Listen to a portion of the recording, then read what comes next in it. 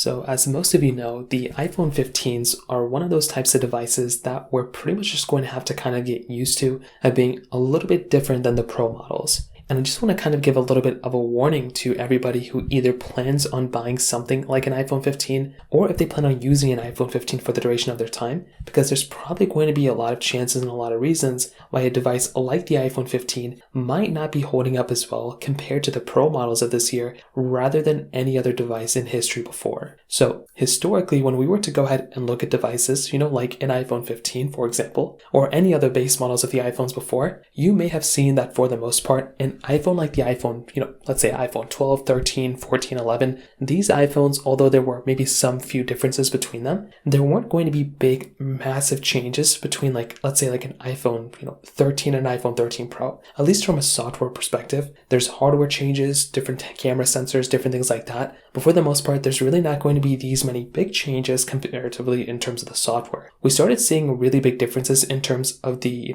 basically things like the iPhone 13 Pro, 14 Pro. I would say the 14 Pro had a little bit of a different, type of experience. But something like the iPhone 15s, this is a really, really big difference now. A device like the iPhone 15, for example, is pretty much going to get a much more limited version of software and a much more limited everything than something like the iPhone, 15 Pro. I mean, the fact that the 15 Pro is going to be giving you Apple Intelligence just kind of showcases how much better in some ways the iPhone 15 Pro is going to be doing than the iPhone 15. And to be honest, there's not any crazy reason why a device like the iPhone 15 Pro can, experience that or get that type of software than the iPhone 15. We did see Apple kind of state that basically what they were trying to do and what they were trying to go for was that the iPhone 15s don't have 8 gigabytes of RAM. But that in and of itself is kind of an annoying thing because there's still a lot of reasons why Apple could go ahead and support these types of features on something like the iPhone 15, maybe a more limited version of that type of feature set. But even then, it doesn't make a lot of sense in my personal opinion.